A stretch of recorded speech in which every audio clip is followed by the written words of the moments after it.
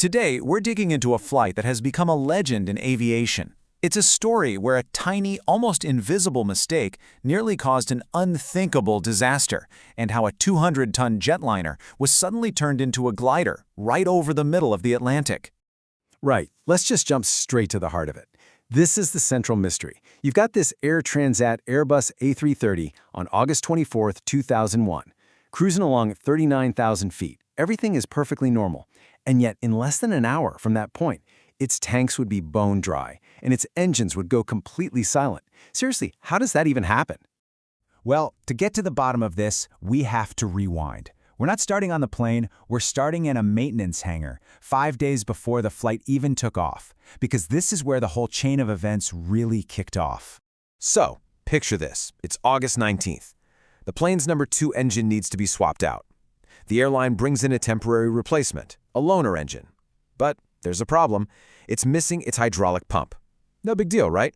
The mechanics just take the pump from the old engine and fit it onto the new one. It's a pretty standard procedure, at least on paper. But here's the kicker. It wasn't a perfect match. The parts were from slightly different versions of the engine, and that meant the hydraulic lines on this new setup didn't quite line up with the fuel lines already on the aircraft. And we are talking about a tiny, tiny gap. Just a few millimeters, that's it. But under pressure to get the plane back in service, the lines were forced into place, clamped down, and the job was signed off. In aviation, close enough is a recipe for disaster. This tiny misalignment started something called chafing. With every vibration of the engine, that hard hydraulic line was relentlessly rubbing against the softer fuel pipe next to it. For days, it acted like a tiny, microscopic saw, just slowly wearing away at the metal. So by the time Flight 236 hits cruising altitude, that weakened pipe gives way and ruptures. Fuel starts spraying out like crazy inside the engine. But the crazy part? It was all happening in complete silence. Because the break was after the fuel flow sensors, the plane had no idea it was happening. No warnings, no alarms. The aircraft was literally bleeding out, and the pilots were completely in the dark. All right, so let's jump back into the cockpit. Because as the fuel is secretly pouring out, the pilots start getting these really strange, confusing messages from their instruments. Nothing is making sense. First up, at about 5:03 Universal Time, the first officer sees something odd. Engine 2's oil temperature is dropping, but the pressure is high. Now that's a textbook sign of a faulty sensor. Then, 30 minutes later, something much more alarming pops up, a massive fuel imbalance warning. And this is where things get really fascinating from a human perspective. On one hand, you have the instruments just screaming that something is catastrophically wrong. But on the other hand, you have the crew's training, their experience, their belief that something like this is just impossible. They thought it has to be faulty sensors. After all, 7 tons of fuel can't just vanish into thin air, right? So what do? Captain Robert Pichet did exactly what the manual says to do for what he thought was a simple gauge error. He opened the cross-feed valve. The whole idea was to move fuel from the full tank in the left wing over to the emptying right wing to fix the imbalance on his screen. Now this was a logical, by-the-book procedure, but in this specific, terrifying reality, it was the single worst thing they could have possibly done. It took a nightmare situation and turned it into an irreversible catastrophe. You see, when he opened that valve, he created a direct highway for all the perfectly good fuel in the left tank to flow right across the plane, into the leaking right engine, and then straight out the rupture and into the Atlantic. They were actively and unknowingly dumping their own fuel. At this point, the clock was ticking. The inevitable was just minutes away. The aircraft was about to lose all power and become one of the heaviest gliders in history. And then it happened. At 6:13, the right engine, the one with the leak, starved of fuel and flamed out. For 13 absolutely agonizing minutes, they flew on a single engine. And then at 6:26, that engine died too.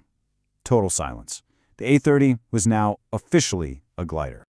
As the cockpit went dark, one tiny piece of engineering genius kicked in automatically. It's called the ram air turbine, or the RAT.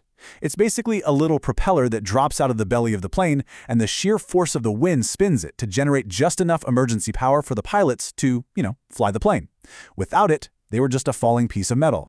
For 19 minutes. Think about that. For 19 terrifying minutes, Captain Pache and his first officer wrestled with this powerless giant, gliding through the darkness, aiming for a tiny speck of land in the Azores. They had one chance to land this thing. One shot. No do-overs. And here's the problem. No engines means no power for the flaps and slats you need to slow down for landing. So they were coming in hot. Dangerously hot. We're talking 200 knots. That's over 370 kilometers per hour, way faster than a normal landing speed. At 6:45, they hit the runway, and they hit it hard. The impact was so violent that 8 of their 10 main tires just exploded. The plane skidded down the runway on its metal rims, sparks flying everywhere, for almost 10,000 feet, and it finally screeched to a halt, just feet from the ocean. Every single one of the 306 people on board survived. That miraculous landing was incredible, but the story doesn't end there on the runway. The investigation that followed would uncover some absolutely crucial lessons about maintenance, about procedure, and maybe most importantly, about the psychology of a crisis. So what did they find? Well, the final report laid it all out. The root cause, no surprise, was that maintenance mistake with the mismatched parts.